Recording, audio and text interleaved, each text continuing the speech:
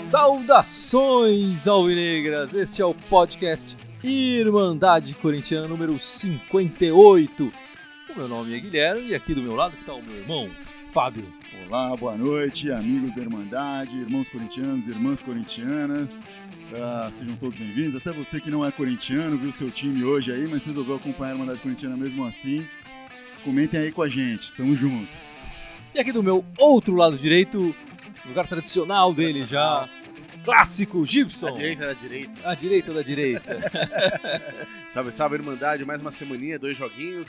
Um resultado bom, um resultado não tão satisfatório. Já a gente fala sobre eles com calma. Vamos falar deles com calma daqui a pouco. E vamos para os destaques dessa semana, Fábio. Qual é o seu destaque? Olha, neste segundo domingo de maio, o meu destaque não poderia ser outro a não ser o nosso estimado Dia das Mães. Dia das Mães. Pra lembrar que mãe é mãe todo dia, né? Nunca é demais você parar qualquer dia e dar um alô pra sua mãe, mandar notícia, né? Dar um abraço, falar que ama a mãe. Mas hoje, tradicionalmente um pouco mais especial, então eu queria aqui dar um abraço para 2 mães em especial. Primeiro, a nossa mãe aqui, né? A dona Lenita, corintiana. E para outra mãe corintiana que participa aqui da Irmandade com a gente, a Renata. Parabéns aí para as mamães corintianas aí. Todas as mamães corintianas. Todas as mamães corintianas. Mesmo as que não são corintianas. As que não são corintianas também merecem um abraço e um beijo. Toda mãe merece um abraço. Então, toda mãe aí. Não esqueçam de falar com as mães de vocês. A minha mãe, na teoria, ela falava que ela era palmeirense. Mas era engraçado porque ela nunca torceu pra time nenhum. Eu nunca vi ela vendo um jogo de futebol. Mas quando eu tava sentado na sala vendo o jogo do Corinthians, sentado do lado, ela ficava torcendo pelo Corinthians. Eu falava, mãe, tu é a palmeirense mais safada da história. Mãe torce por nós, né? Essa é a verdade. Se meu filho tá feliz, tá valendo, né? Comemorava gol. É legal também falar da iniciativa que o Corinthians teve, né, desse jogo de ontem. De ontem, né? De colocar foto de crianças desaparecidas com o número lá para as pessoas que identificarem o nome e tal. Foi uma iniciativa bem legal. Eles, aliás, divulgaram nas redes sociais deles também essas fotos, né? Porque no uniforme era bem difícil de reconhecer alguém. Se for uma foto, alguma coisa, deu um close na câmera. Então, mas no Instagram deles, lá eles publicaram a foto de todas as crianças lá e é uma iniciativa bem interessante e diferente, né? Do que a gente costuma ver. E legal também que os próprios jogadores participaram muito disso no Instagram deles, de alguns deles a gente acompanha aqui. Eu vi eles postando também foto da camisa deles para mostrar o número, etc. O Casinha 1 fez até um Instagram Stories mostrando a camiseta dele, assim. Então é legal que os jogadores também compraram a ideia e partilharam disso, né? Muito bacana. E o seu destaque nessa noite de hoje, Gibson? O meu destaque vai... Ontem foi a primeira rodada do Brasileiro. Ano passado, na primeira rodada do Brasileiro, nós começamos a Irmandade Corintiana, o primeiro episódio. É verdade? Que foi no dia 16 de maio. Então vai cair no meio dessa semana aqui. Certo. Esse ano brasileiro começou uns 3 dias antes. Mas, de certa maneira, a gente tá fazendo um ano de Irmandade Corintiana. Então, é a primeira rodada de novo do brasileiro. Cá estamos ainda. Episódio 58, é isso? Parabéns pra nós. Parabéns pra nós. Nosso quase aniversário. Então, acho que tem muita gente que não sabe, porque às vezes acompanha pelo live aqui, né? Mas nos podcasts a gente sempre abre com o hino do Corinthians, né? Que eu gravei na guitarra, tal, não sei o quê. E a gente acaba num ponto aqui, não dá tempo, enfim, não dá pra fazer isso no live aqui. Mas semana que vem eu vou trazer a guitarra, eu vou fazer o hino aqui ao vivo. Olha só, promete? Ao vivo. Em primeira mão, estamos eu vou fazer aqui. o hino ao vivo aqui. Promete? Prometido. Olha só, hein? Prometido. Nem que eu erre ao vivo. Tá gravado, todo mundo vai cobrar isso aqui de você, hein? Nem que eu erre, mas eu vou trazer a guitarra e vou fazer o hino ao vivo aqui. A versão do podcast vai ficar agora no live também. Beleza, muito legal. bom, hein? E o seu destaque, Guilherme? Qual que é o seu destaque nesse Dia das Mães glorioso aí? O meu destaque vai para uma coisa prática, né? Com a contusão do Pablo... Espero que não seja nada tão grave assim, né? O Corinthians agora tem apenas 3 zagueiros aptos para jogar no elenco, né? Seria o Balbuena, o zagueirão paraguaio, o reserva imediato, o Pedro Henrique, que entrou bem no jogo, aliás, e o Léo Santos, que é o garoto da base, que teve algumas chances, aí marcou um gol no Campeonato Paulista e tal. Nas 2 vezes que jogou, foi eleito o melhor em campo pela Irmandade. Inclusive, né? Por incrível que pareça. O Wilson tá machucado e o Pablo, pelo jeito, vai ficar machucado. Não deve desfalcar o Corinthians por alguns jogos. Ainda não sabemos a gravidade da contusão do Pablo, mas deve ser um tempo aí, parece ser muscular, né? Não sei se a diretoria tá atrás de algum zagueiro com um pouco mais de experiência do que porque subir alguém da base, enfim, vamos ver o que a diretoria vai fazer aí nos próximos dias. Se não estava, provavelmente tem que estar agora, porque senão agora, vão inventar de improvisar o Paulo Roberto na zaga e a gente já viu ele improvisar na lateral direita ali, não deu muito certo, né? Não deu muito certo. Inclusive ele entrou improvisado na lateral direita quando o Léo Príncipe saiu de forma parecida também no final do primeiro tempo, também por uma lesão muscular. A do Léo Príncipe acabou sendo de 4 a 6 semanas o período previsto para recuperação. Tomara que a do Pablo não chegue nem perto disso, né? Tomara. Vai fazer falta. E tomara também que a diretoria não acabe utilizando disso para tentar, sei lá, deixar o cara mais barato, evitar de comprar ele agora, porque tem que fechar essa negociação com ele logo. Não, claro. Deve fechar. A diretoria já falou publicamente que tem todo o interesse de fechar. Também não tem como não ter interesse, né? O cara entrou e parece que tá jogando no Corinthians há 10 anos, né? Vestiu muito bem a camisa. E agora com a entrada do Pedro Henrique vai ser o teste para esse sistema defensivo, né? O Pablo era uma peça importante desse sistema defensivo, mas o Corinthians joga todo, né? A defesa não começa só, não são apenas os zagueiros. Vamos ver como é que vai sair o Corinthians aí nos próximos jogos. Sim, e um teste tremendo pro Balbuena, que mais uma vez vai ter que assumir esse protagonismo da zaga, né? Tinha jogado muito bem ao lado do Pablo, mas vamos ver como ele se sai como o líder ali da dupla de zaga. Não tem dúvida que o Pablo vai fazer falta ali, né? Se ficar um período longe, vai ser uma perda considerável. E vamos falar agora dos jogos dessa semana. O primeiro jogo da semana foi... Universidade do Chile. Quarta-feira, pela Sul-Americana. Jogo de volta. O Corinthians já tinha ganho o primeiro jogo por 2-0, né? E ganhou novamente a segunda partida por 2-1. Os marcadores de gols foram os mesmos, né? O Rodriguinho e o Jadson nas duas partidas. E acabamos levando um gol ali já no final. A classificação já estava... mais que garantida. Enfim, jogamos muito bem, né? Não demos chance para a Universidade sequer sonhar em virar esse placar. Poderia ter sido um placar muito maior até. Poderia ter sido um placar maior. O Rodriguinho foi um destaque da partida, né? Foi eleito o craque aqui do jogo pela Irmandade. Sim, jogou muito, né? Jogou muito bem, mas também o Jadson jogou bem, o Jô também jogou bem. E aí, como você falou, também o Léo Príncipe saiu machucado e entrou o Paulo Roberto. E como foi o Paulo Roberto? Olha, o Paulo Roberto se mostrou um pouco inseguro, sendo o último cara da linha de zaga ali, né? Tanto que o gol a gente tomou em cima dele, né? Foi pelas canetas. Foi um erro dele ali. Diferente da postura dele como volante, que se mostrou uma segurança, né? Quando ele estava ali na última linha, acabou complicando um pouco.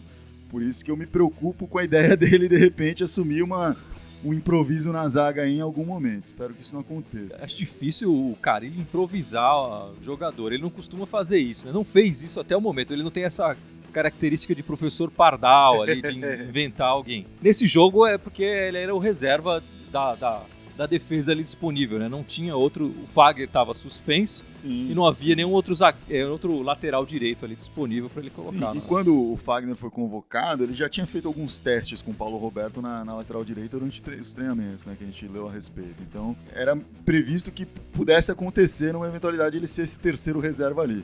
Na zaga, acho que não estão contando com ele para isso ainda, né? Eu acho que o Corinthians tem que procurar uma outra opção para um terceiro reserva da lateral direita. E você assistiu o jogo, Gibson? Você conseguiu ver um pouco? Quarta-feira eu sei que é um dia complicado. Foi um dia complicado. Eu cheguei na hora do segundo gol do Corinthians, cara. Assim, eu vi 13 segundos de jogo, segundo gol. Foi no começo do segundo tempo. Foi. Né? Então eu vi ali os últimos 35 minutos, 40 minutos do jogo. Vale dizer que o Cássio fez boas defesas também, quer dizer, não dá pra dizer que o Universidade foi inócuo, foi inoperante completamente, né? O Cássio chegou a fazer boas defesas, assim como fez na primeira partida em Itaquera. Mas o Vante não levou gols até fazer 2-0 e depois dos 2-0 eles tinham que fazer quanto? 5 gols? 5, Aí já era. Tava muito complicado. Chegou no final do jogo, ainda perdendo 2 jogadores ali no final.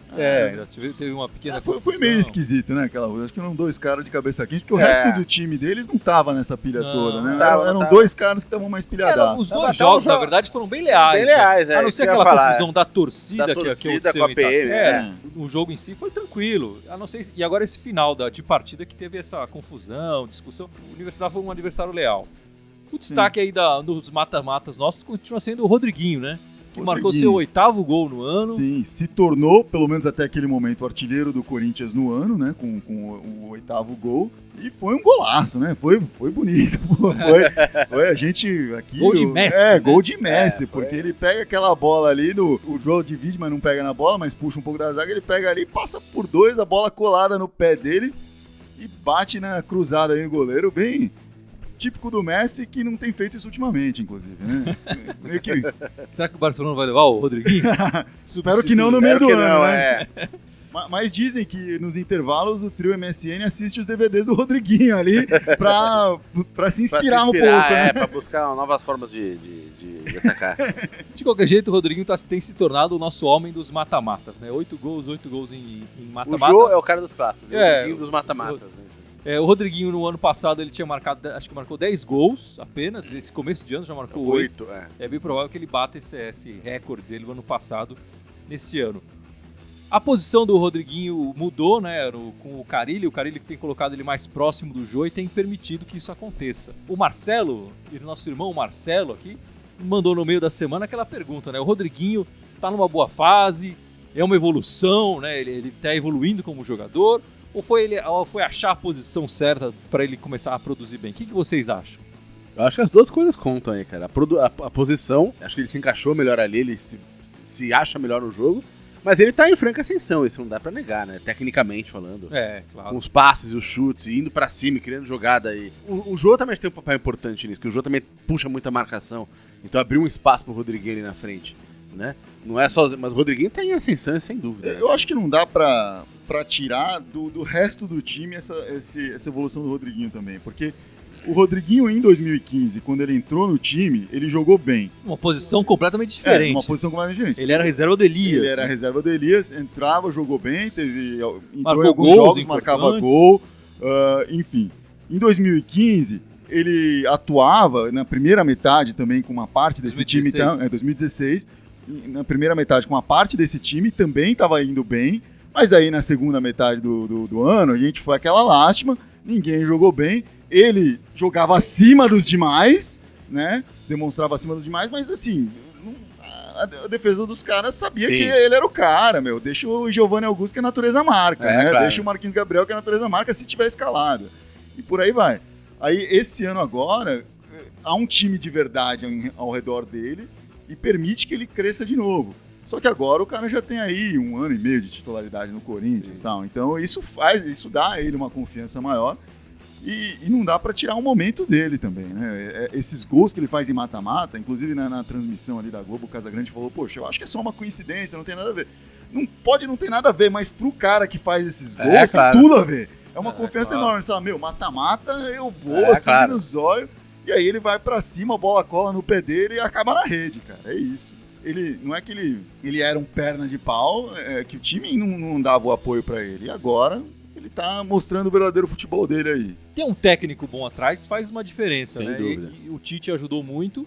E o Carille agora descobriu um novo posicionamento pra ele, que ele tá se mostrando um bom finalizador. Ele é mais atacante que o Romero. Sem dúvida. Sem dúvida. Marcou mais gols esse ano, tem chegado com mais perigo na frente do que o Romero. Sim. O Romero é muito mais um jogador de meio campo hoje em dia do que o Rodriguinho, se a gente for parar pra pensar, né? Do meio campo pra trás, o Rodriguinho é mais do meio campo pra frente. E acho que ele também faz assim, os dois se beneficiam muito um do outro. Ele faz o Jadson crescer, a presença do Jadson permite que ele cresça também. Com a certeza. bola chega mais redonda pra ele, é mais um cara pra defesa se preocupar, assim como o Jô traz uma preocupação maior pra defesa, o Romero já nem tanto, né? Mas... porque eu acho que o Rodriguinho na criação ele não era tão efetivo assim. Ele chegando mais na frente, fazendo a conclusão das jogadas, ele parece ser mais importante do que na criação das jogadas. E a criação fica muito mais pro Jadson, né? Não que o Rodriguinho não faça parte disso também. E no segundo gol ele também teve uma participação, né? A jogada foi dele, só que aí no chute, no arremate, ele foi mal no arremate, E o Jô viu muito bem o Jadson livre. O Jô que tem sido um garçom. O Jô me impressiona a cada jogo, vou te falar. Não esperava um jogador tão eficiente quanto ele. Ele é muito lúcido no jogo, né? Ele não é mega habilidoso, mas ele vê com clareza as coisas. Às vezes com um toque, né? Com uma girada de corpo, ele já se coloca na posição. Mas depende também. Ele não é muito habilidoso se comparado ao Jadson. Mas se for comparar com o Romero, ele é mega habilidoso. Pô, ele tem um toque fino de bola, cara. Mas não, o Romero, a gente não pode falar mal do cara. Tá jogando muito também. Bom, conseguimos a classificação nessa Sul-Americana para a próxima fase. Ainda não sabemos qual será o nosso adversário, né? Temos que esperar. O sorteio, que dia que é, Fábio? Você lembra? Vai ser dia 2 de junho o sorteio, porque a gente jogou o segundo jogo agora, mas se não me engano, tem time que não chegou nem a jogar o primeiro ainda dessa rodada. E vai ter o time que vai jogar o segundo jogo só no dia 1º de junho. Então, depois disso, que vai ter esse novo sorteio. Vai ter um breakzinho de um mês aí, né? E aí é sorteio geral, assim. Eu não sei se vai ter alguma forma de direção ao sorteio, se é pote A e pote B. Pode vir uma série de times perigosos aí também, assim como o Laú foi um time perigoso aí. E nessa próxima fase da Sul-Americana, alguns times da Libertadores, eles são aptos, né? Sim. Os times que foram desclassificados naquela primeira rodada anterior à fase de grupos, algum deles voltam. Uhum. E os terceiros melhores colocados também, que não se classificaram para a fase da Libertadores, também voltam. Eu acho isso meio bizarro. Meio estranho, Essas né? coisas tinham que acabar. Mas o regulamento é isso. Então, até por isso, acho que demora para se fazer esse sorteio, né? É estranho, principalmente porque time que jogou a Libertadores depois de outro time não tem chance de entrar de um time que já foi eliminado. Eu tô numa fase depois, jogando aqui, mas eu não tenho chance, porque eu fiquei em quarto. É muito estranho. Exatamente. Parece digno da Federação Carioca de Futebol. Isso aí. Estamos classificados. No dia 2 de junho tem um sorteio e aí a gente vai saber quem será o adversário. Enfim, é um torneio interessante pro Corinthians ganhar, já que nunca ganhamos. E até lá só temos um campeonato para pensar, então. Um campeonato que começou hoje. Começou ontem. Começou ontem. Jogamos contra a Chapecoense. Um empate meio amargo, não é? Amargo. E se no jogo de quarta-feira você não conseguiu assistir o jogo inteiro, dessa vez você assistiu. Dessa vez eu vi o jogo inteiro. Então, por favor, fale um pouco dessa partida. Aproveite. Cara, foi um jogo bem aberto. Os dois times jogando bem aberto. O Corinthians até fugiu da característica dele de ficar plantado mais na defesa, explorando contra-ataque. Ele buscou o jogo, abriu, o time não tava menos compactado, né? A Chapecoense estava jogando igual. Então foi um jogo inteiro muito aberto, com chance de gol para os dois lados a qualquer instante. É um jogo mais perigoso que o Corinthians está acostumado a fazer. Deu resultado, a gente saiu na frente ali, depois tomamos um empate. Mas no final, faltou perna ali para aguentar esse pique de jogo corrido o tempo inteiro. Tava, inclusive, um jogo muito limpo, sem faltas, né? Apesar de ser um jogo disputado e aberto, o que quando o jogo geralmente tá assim, muito pegado, tem muita falta no jogo. Tava um jogo bem relax, os dois times jogando limpo, mas depois começou a ficar mais feio o jogo, muita falta. E a gente não teve perna, na verdade foi essa, faltou perna no final pra buscar o segundo gol. Foi um jogo equilibrado, isso é verdade. A Chapecoense teve chance de fazer gols antes do Corinthians, mas foi o Corinthians que abriu o placar com o Jô. Eu acho que a gente jogou melhor o primeiro tempo, quando foi 1-0 pro Corinthians, e jogamos pior o segundo tempo, que a Chapecoense empatou. Eu senti falta um pouco da energia que o Corinthians mostrou nos jogos anteriores. Eu acho que ele sofreu um pouco com isso, né? Veio de uma decisão no Campeonato Paulista contra a Ponte Preta. Final com a Ponte e depois é o jogo eliminado. Ganhamos, a gente não teve tempo nem de comemorar, enfim, jogamos um jogo eliminatório, também jogamos sério e tal. Foi lá, classificou. E aí nesse jogo, acho que o nível de concentração caiu um pouco, eu senti um pouco isso. O time se mostrou cansado. Eu até mandei na letra do grupo lá, do nosso grupo aqui do WhatsApp, que depois do jogo o Cássio deu uma entregada no jogo, né, que teve vários jogadores que tiveram essa semana no hospital. Parece que teve uma epidemia de gripe, ali, exatamente. sinusite, Fora isso, tem uns 2, 3 lá que jogaram com injeção à base de infiltração. O próprio Pablo, que saiu machucado, ele não jogou na quarta-feira, porque nem viajou, né? Nem viajou, porque tava no hospital e tal. Eu acho que isso ajuda a explicar a queda de produção no segundo tempo do time. Assim. Talvez. Mas eu acho que, assim, a Chape, se a gente for pensar no histórico do time, é um time intermediário, né? Vem mostrando bom futebol nos últimos tempos, mas é um time intermediário. Se o Corinthians quer brigar pelas pontas, era um jogo que tinha que ganhar. Eu acho que um time que quer... A verdade é que perdeu 2 pontos. O time que quer ganhar, quer chegar com força no final do campeonato, tem que ganhar os jogos dos times intermediários e dos times lá debaixo da tabela é vitória. Sem dúvida. E aí disputar ali de igual para igual com os times em cima da tabela. Até aquela matemática que eu fiquei insistindo no passar aqui no brasileiro, que já é uma coisa tradicional. Tradicional, é que assim, pro time começar a pensar na ponta do campeonato, em disputar título, etc., é 66% de aproveitamento, cara. Tipo, 4 pontos de 6. Ou seja, o time tem que ganhar em casa, sei lá, e empatar fora. Essa é a média. Se empatou aqui agora, vai ter que buscar uma vitória da Chape lá. Então, e no caso da Chape, se for pensar que isso tem que acontecer com cada oponente... Cada oponente, Historicamente, a Chape dá mais trabalho pro Corinthians em casa, quando o Corinthians joga em casa. Lá, né? A Chape, acho que já é o terceiro empate que a Chape arranca caiu. E lá, normalmente, a gente se dá bem, ganha fácil. Então, vai ter que fazer isso de novo dessa vez. Mas esse próximo jogo vai ser só lá pelo meio do ano ainda. Né? Então, mas eu vou falar que eu fiquei surpreso com o jogo da Chape, assim, o jogo que eles estavam jogando. Cara, achei que, apesar de ser um time intermediário, a gente sabe que é um time que briga no meio da tabela, enfim. Mas, cara, tipo, eu achei que o time tava jogando bem, cara. O time dos caras tá esperto, tá com uma transição de bola rápida. Tem que pensar, o time da Chape foi montado pra disputar uma Libertadores esse ano. Eles estão disputando uma Libertadores. E foi montado no meio de toda aquela emoção, né? Toda aquela comoção ao redor do time, pelo que aconteceu no ano passado, em novembro do ano passado. Então é natural que hoje esse time esteja bem organizado, bem focado, sabendo que está representando, defendendo uma camisa com unhas e dentes, porque sabe o que essa camisa hoje representa no mundo inteiro. Então acho que é natural que isso aconteça. Para mim, hoje, a Chape é um time intermediário, sim, mas eu duvido que a Chape acabe caindo esse ano, entendeu? Eu vejo outros candidatos muito difícil também. E a Chape vem ano a ano crescendo aos poucos aí, começa brigando pelo rebaixamento, aí vai subindo, nesse último ano ficou no meio da tabela. Acho que esse ano pode ser um que ele comece a alavancar um pouco mais, brigar lá pela sexta posição de repente. Vamos ver, eles têm... Não, sem dúvida. Não, mas então, isso que eu tô falando, eu acho que o Corinthians não perdeu por falta de empenho, perdeu os 2 pontos, né? Mas empatou esse jogo por falta de empenho.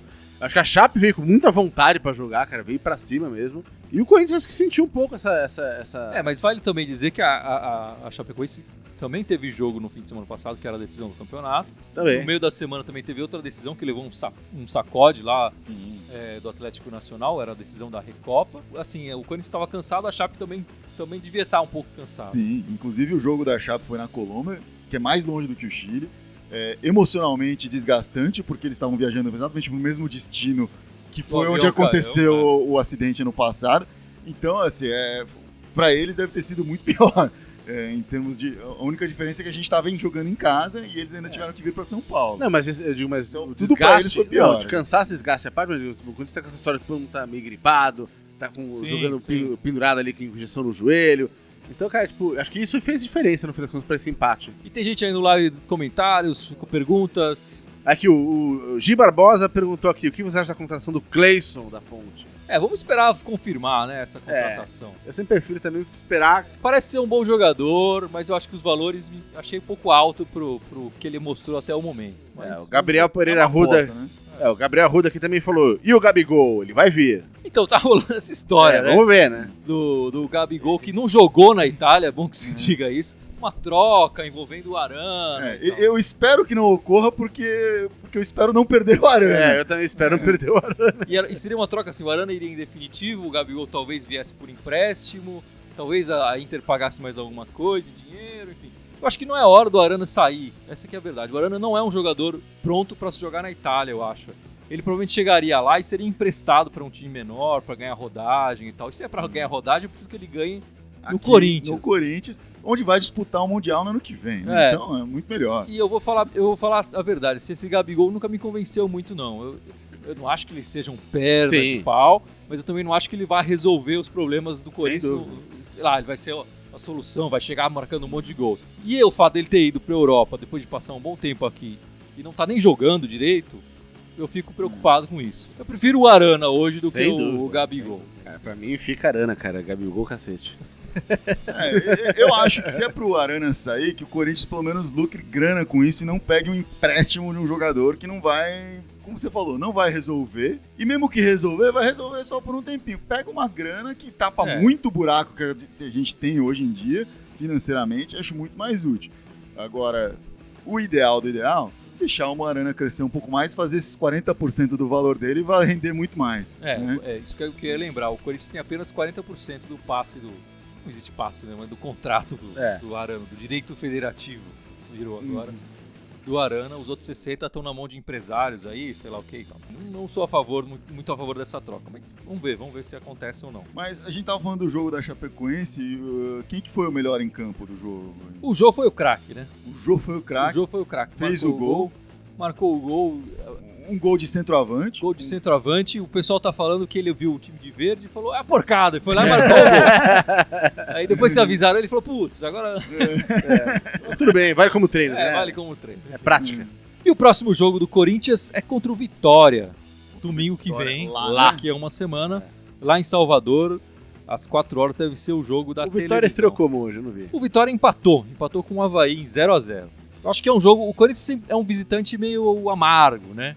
Nos últimos jogos que foi visitante, ganhou da Universidade do Chile, ganhou do São Paulo, ganhou da Ponte Preta, então é uma chance do Corinthians ganhar 3 pontos. Inclusive, alguém comentou aqui, um dos nossos ouvintes, esqueci o seu nome, desculpa, daqui a pouco a gente resgata aqui, comentou que o Corinthians tem jogado mal em casa e joga melhor fora. Sim, né? E isso tem se mostrado verdade, até pela postura, pelo estilo tático do time que tem dado mais certo, que é esse de segurar um pouco atrás e aproveitar ser matador nos contra-ataques. É que no jogo contra a Chape também não ficou recuada. A gente não pode falar que ela ficou todo mundo atrás da bola marcando. Também não fez essa... Não jogou como um time pequeno jogaria em São Paulo, né? E agora contra o Vitória, vamos ver se o Vitória quiser ir pra cima e tal, a gente pode jogar nos contra-ataques e é onde o Corinthians tem se dado melhor. Mas eu vou te falar, eu posso queimar minha língua aqui, mas se eu acabei de falar 5 minutos atrás de que eu acho que a Chape não é um candidato para o rebaixamento, eu acho que o Vitória talvez seja. Não vejo um time com tanta força assim, apesar de ter sido campeão baiano. Então, eu não acho que é um time com tanta força assim esse ano e, enfim, talvez tenha outros times piores, mas vai estar lá embaixo, cara. Então eu acho que é já para compensar fora de casa esse empate dentro de casa aí. Seria importante já no segundo jogo conseguir essa vitória e depois o Corinthians joga fora novamente. Então é importante. E o Campeonato Brasileiro ele é muito parelho, né? Já há algum tempo a gente vê que lá pela terceira rodada já não tem mais nenhum time com 100% de aproveitamento. Tem que aproveitar agora um empate nesse começo. Não é tão ruim se conseguir fazer pontos nos demais. E não custa relembrar que se o abril do Corinthians foi aquele abril sangrento, abril dos mata-matas, abril dos 500 gols do Rodriguinho, etc. Agora maio é um maio tranquilão, maio de treinamentos. Exatamente. O Corinthians vai jogar, acho que, contando os que já jogou, acho que 5, 6 jogos no mês inteiro. E os próximos jogos agora é só de fim de semana. Só de fim de semana. Os primeiros 4 rodadas do Brasileiro é só jogo de fim de semana, com tranquilidade para treinar no meio da semana. Então tem que aproveitar isso. Pô, com exceção do Inter, a gente passou bem pelo abril sangrento, né? Sim. Passamos muito bem. Passamos bem. E o Carille também, quando tem essa semana inteira, ele mostra o resultado, né? A gente viu isso contra a Ponte Preta. Antes da decisão, a gente teve Ao contrário de outros técnicos, que piorava o time quando treinava. Permita-me usar aspas. Técnico. Eu nem quis fazer essa provocação porque é um fato e tal, mas vocês levantaram essa bola aí, tá valendo. Ok. A gente fala um pouquinho mais do Cleison aí ou já respondemos aí com a dúvida do colega? Não sei, o Cleison foi eleito o destaque, né, do Campeonato Paulista pelos críticos. Revelação, né? Revelação e tal. Começou o Brasileiro fazendo 2 gols, né, que você falou. Todo mundo fala que isso pode ter sido o último jogo dele pela Ponte, que o negócio já tá para ser assinado, mas não foi assinado ainda. Tava tão para ser assinado que inclusive existia um debate assim que a diretoria do Corinthians estava pedindo à diretoria da Ponte para não escalá-lo, para não correr risco de uma contusão, etc. E a tinta no papel ali secando, né? Mas vamos ver. É curioso também que o Corinthians desistiu, por exemplo, do Potker. Exato, isso que eu ia falar, cara. Porque ele não poderia disputar a Copa do Brasil. Sul-Americana. A Copa do Brasil. Sul-Americana, E o Cleison tem esse mesmo problema, ele não pode disputar a Sul-Americana. Então, a diretoria também se mostra um tanto contraditória aí, porque eu acho que o outro preferia o Potker. Preferia o Potker também. O que isso demonstra é que aquilo era um monte de balela. Na verdade, não tinha nada acertado com o Potker, pra mim. Não tinha nada acertado com o Potker, inventaram uma desculpa de última hora ali pra poder publicamente falar disso. Se esqueceram que depois poderiam se interessar por outro cara ali. Mas, enfim, o custo dele também envolve 2 jogadores, né, do Corinthians. 2 jogadores que não jogaram ainda de verdade pro Corinthians. Né, então, que começaram um ano fora do Corinthians, inclusive. O Claudinho. O Claudinho nem voltou ainda, já tá indo de novo, talvez. Talvez ele seja o jogador em definitivo, né, pra Ponte, porque existe uma lei, eu nem sabia disso, que um time não pode emprestar tantos jogadores assim pro outro time. E o Corinthians já tem o Luca e o Iago emprestado para Pontes. E se emprestar mais um, que seria o terceiro jogador, é o limite que um time pode emprestar para outro. E aí do mesmo campeonato. O quarto jogador teria que ser uma venda mesmo, teria que ser em definitivo. E aí esse jogador seria o Claudinho. E o outro jogador emprestado seria o Léo Arthur, que estava jogando no Audax, mas como o Audax foi eliminado cedo do Campeonato Paulista, já voltou pro Corinthians e estava treinando com os demais. Mas também agora já pode acabar saindo de novo. Ele que passou por, 6 empréstimos aí nos últimos anos, desde que subiu pro profissional do Corinthians aí, né? Enfim, mas como não fechou Eu acho que vamos esperar aí pra ver se vamos fecha aguardar. de verdade. Pauta pra semana que vem, talvez. né? Vamos ver. O Corinthians tem muito dessas negociações que vai e que não vai. Que vai, mas não vai. De qualquer forma, vai ser uma pauta pra semana que vem. Ou pra dar risada disso, ou pra ficar feliz com isso, né? Vamos ver. E vamos ver o feliz, o quanto o feliz, porque essa negociação também pode ser ruim pro Corinthians. Então vamos aguardar. Podemos falar das meninas? Então, isso que eu ia perguntar, e as meninas essa semana? Pode falar. Olha, as meninas só show no meio da semana pelo Campeonato Brasileiro, jogaram contra o outro time do Audax, né, que o Corinthians é uma parceria com o Audax, e o Audax tem um segundo time feminino, que é a parceria com o NIP, jogou na casa deles, em Osasco, e ganhou de 5-1, beleza, bonito. 5-1. 5-1. As meninas cheias de placares elásticos. É, Deve dar gosto de assistir um jogo delas. jogaram muito bem aí, 2 gols da Gabi Nunes nesse jogo. E hoje jogaram contra a Portuguesa, contra a Luzinha, né? Dessa vez na casa do Corinthians. Pelo Campeonato Paulista. Pelo Campeonato Paulista. Em Barueri, jogaram no CT deles lá. E também meteram 3-0 na Portuguesa, com 2 gols da Geise e 1 da Mimi.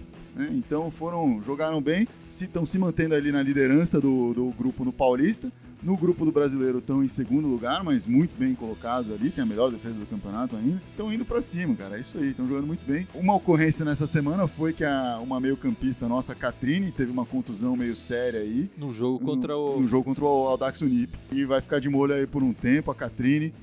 Desejamos aí o melhor para a recuperação dela, para que ela possa continuar jogando, defendendo esse manto aí, que ela defende tão bem, tem defendido tão bem aí ao longo desse ano. Contusão de jogador de futebol, né? Sim, isso é normal, faz parte. O Corinthians tem um dos melhores centros de tratamentos aí de médicos esportivos, né? Então, é referência aí no Brasil, muitos jogadores que estão machucados, que não são do Corinthians, vêm se tratar com a gente, então pelo menos a gente sabe que ela tá bem amparada nesse sentido aí. Está em boas mãos. Tenho certeza que ela vai voltar e vai voltar jogando bem. Inteirona lá pra continuar. Aliás, a gente demorou fazendo dela goleada. alguma goleada de 8-0. Eu acho que a gente demorou pra assistir um joguinho delas lá, hein, cara? A gente tem que assistir um joguinho lá. Pô. Vamos marcar. E aí a gente mostra pra vocês o que a gente vê por lá. Exatamente. É isso aí, Gibson. Diga as nossas redes sociais pro pessoal. As nossas todas 5 todas as redes sociais, por favor. Fora o Facebook, que todo mundo assistindo agora. Temos o SoundCloud, Twitter, o Instagram e o YouTube. Né? Todos eles Irmandade Corintiana com TH, obviamente, só no Twitter que é Irmandade Timão. E vamos relembrar a promessa que o Gibson fez aqui. Semana que vem eu vou trazer a guitarra e vou tocar o hino do Corinthians. Não parece. Ao vivo no Facebook pessoal, Live. Mas ele é um guitarrista. Mas é que o pessoal que só vê o live não sabe, mas quando a gente posta o podcast, é aberto com o hino do Corinthians, vai tocar na guitarra, bonitinho, com arranjo seu, né? Eu fiz uma brincadeira ali em cima.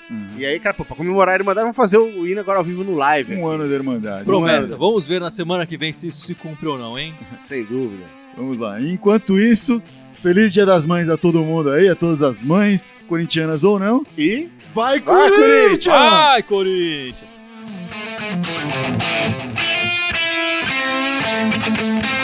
Thank you.